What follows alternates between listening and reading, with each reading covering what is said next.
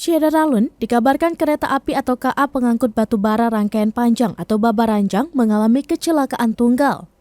Diketahui kereta pengangkut batu bara itu berada di rute Tanjung Enim Tarahan. Tampak dari video yang beredar, 8 rangkaian kereta api itu terguling di emplasemen penangkiran Desa Panangjaya, Kecamatan Gunung Megang, Kabupaten Muara Enim.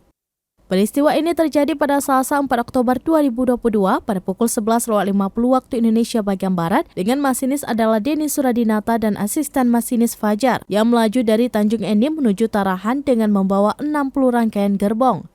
Pada saat di lintasan emplasemen penangkiran terlihat ada gerbong yang anjlok. Akibatnya 8 gerbong kereta yang masing-masing mengangkut 50 ton batu bara keluar dari jalur rel sehingga mengakibatkan 8 gerbong tersebut terguling.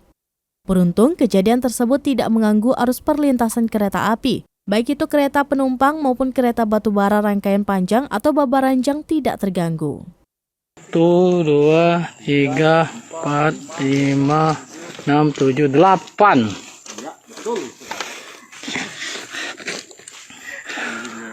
Sika 2, 3, 4, 5, 6, 7, 10. Lapor muda ini.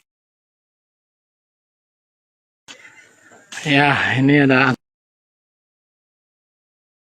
angkutan batu bara. Jadi tidak ada penumpangnya, hanya masinis. Ini tampak tugas petikai. Ada